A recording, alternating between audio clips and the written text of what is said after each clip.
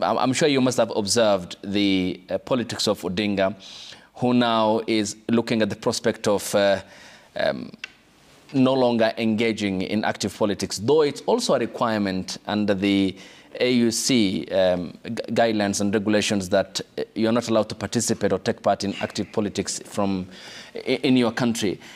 Then what bearing do you think this can have on the political scene in light of 4 ODM members who are also named as cabinet members by the president? Thank you so much, Ayub. First of all, allow me to appreciate and to thank His Excellency Raila Odinga. In my community where I come from, there's a saying that, a native bull, the one that is it hump or hop, will not die with it. By the time it's growing old, that hump will have fallen. It means something. Raila politics and existence in Kenya has carried some big significance. For the last 40 years, before, after Jomo Kenyatta Moi came in, the narrative was about mageuzi. It was about reforms. Section 2A. They pushed President Moi to remove Section 2A of the Constitution then at that time to allow multipartyism. That is what we will speak about Raila Odinga. The current space of democracy, which I want to believe in Africa and the whole world, Kenya is a classical master's class of democracy, a country that has really tested the fruit of democracy, freedom of expression. You can say anything, the way you feel it, as you want to say it, and nobody will condemn you about it because of the space that one Raila Odinga, among other leaders, fought into have that space and allow everybody to grow. The issue of succession politics is also here. I mean, me as a young politician, I'm just joining politics. But I feel now I have space because unlike there before where we used to look upon some few individuals to give direction, Raila has allowed his backyard and his constituent to be able to rise.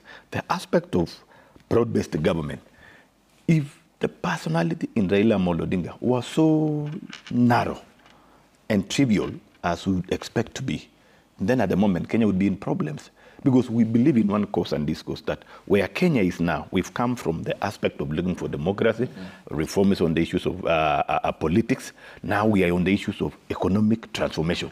And this is, an issue, a call for all of us Kenyans to be able to discuss about it.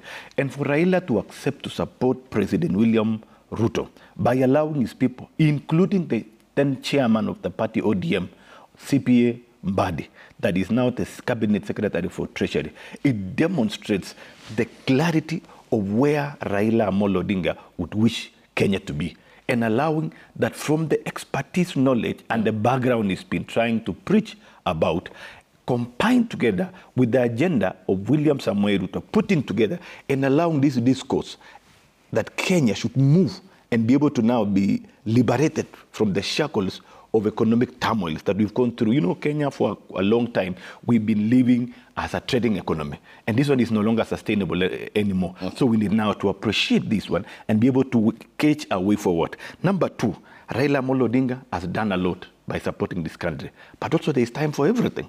It is now time for him to build the package of his eminence. Okay. And that eminence will come by shading out from partisan engagement and allowing his brain now to come from Kenya to the whole world through the AU mission that is targeting. So from my point of view, I want to say that, and that position is a Kenyan position. It is not about Raila. It is not about his constituent. It is not about Nairobi. It is not about Nyanza. It is about Kenya. And the person that is going to carry this one is one Raila Odinga. And lastly, as I was saying, looking at the issues of succession politics, allowing the young leaders now to come in, including me, including Owen, including, I don't know whether Wakili here, Will is interested, but I've heard him saying